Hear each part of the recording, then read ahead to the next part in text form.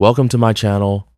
Today, we're stepping into the rain-soaked, lantern-lit world of Wong Kar-wai's 2013 masterpiece, The Grandmaster.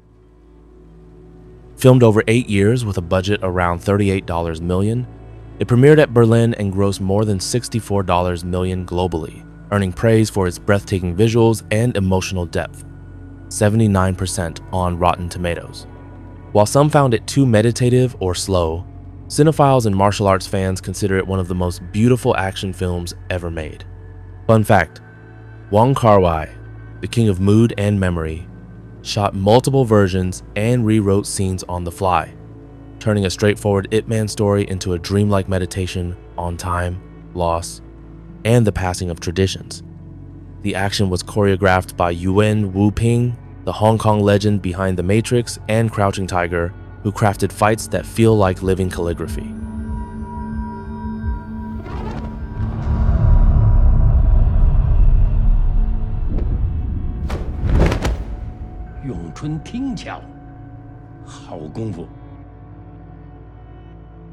The story is set in the fractured Republic of China era.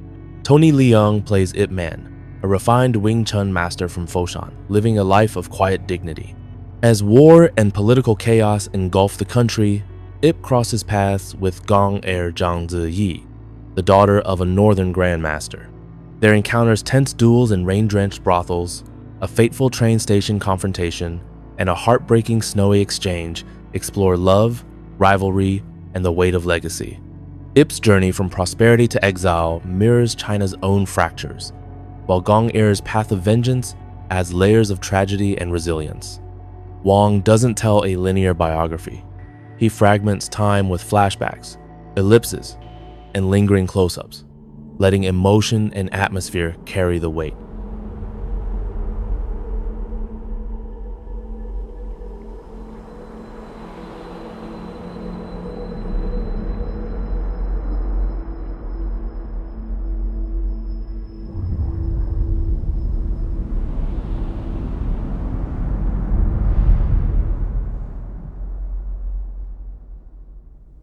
Wong Kar-wai's artistic influence is everywhere.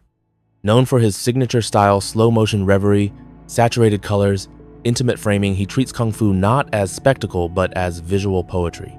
Cinematographer Philippe Lesueur, a frequent Wong collaborator, paints every frame like a brushstroke.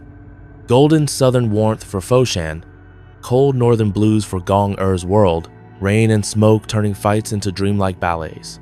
Production designer William Chang recreates 1,930 seconds China with obsessive detail, ornate brothels, opium dens, snow-covered courtyards, creating a lost world that feels both nostalgic and alive. Wong's impact on global cinema is profound. He elevated Hong Kong films from genre pulp to art house prestige, influencing directors like Barry Jenkins, Denis Villeneuve, and even Wes Anderson. In The Grandmaster, he shows that martial arts can be profound art. Every strike reveals character. Every pause speaks of longing.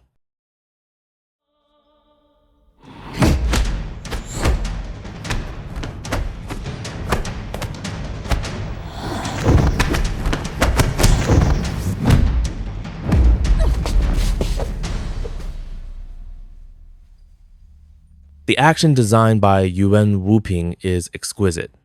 Yuen blends traditional wushu with Wong's poetic rhythm, no flashy wires, just grounded, fluid choreography that feels like dance. Ip Man's 64 hand sequence is a lesson in precision and flow, while Gong heir's 8 trigrams Palm in the Rain is a whirlwind of grace and fury. Behind the scenes, Tony Leung trained for 3 years in Wing Chun, breaking wooden dummies. Zhang Ziyi spent months mastering Bajichuan. Scenes were shot in real locations across Guangdong and Liaoning, capturing authentic cultural texture. Fun fact, the real Ip Man was Bruce Lee's Kung Fu teacher. Many younger fans today don't know this, but it's a direct line from classical Wing Chun to global pop culture through Lee's films. Culturally, The Grandmaster is a landmark. It demystifies Chinese martial arts for international audiences, presenting them as philosophical disciplines rooted in balance, restraint, and heritage. Wong draws from Hong Kong cinema's golden age, Bruce Lee's intensity, Jet Li's elegance while weaving in Japanese influences in Gong Er's arc. The film sparked renewed interest in Wing Chun worldwide, boosting martial arts schools and inspiring the Ip Man franchise. It also foregrounds women in Kung Fu, with Gong Er as a symbol of resilience and agency. In my view, Wong's greatest achievement is making action introspective victory often taste like loss, and glory fades like smoke. Tony Leung's understated performance. Those eyes convey entire lifetimes, and Zhang Zi's fierce grace make it a masterclass in acting, while the art direction immerses you in a vanished China. Is this the most artistic kung fu film ever made? Or does its abstraction make it too distant for pure action fans? Share your thoughts in the comments. I read every one. The film flows through evocative set pieces, the Golden Pavilion brothel brawl under torrential rain, Ip Man's serene Foshin training, the tense train platform clash, and that haunting snowy farewell. Supporting players like Zhang Jin add menace, while Song Hye Kyo brings quiet dignity. Wong endured years of reshoots to perfect his vision.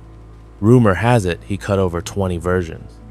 Culturally, it bridges East and West, elevating Kung Fu to art, influencing Hollywood's embrace of Asian stories, think Shang-Chi's poetic fights. Wong's global impact is undeniable. He made Hong Kong cinema cool for art house crowds, blending melancholy romance with visceral action. In the end, The Grand Master is not just a biopic, it's a poetic elegy to a vanishing world of honor and skill. If this stirred your interest in Wong Kar-wai's universe, we'll explore more next time. Thanks for watching, hit subscribe and notifications. Drop in the comments what's your favorite moment from the film, or which Wong Kar-wai movie next. Catch you next time.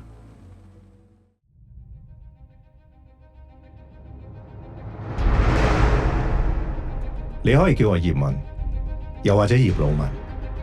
功夫切磋，我無任歡迎。不過拳腳冇眼，生死講緊天命。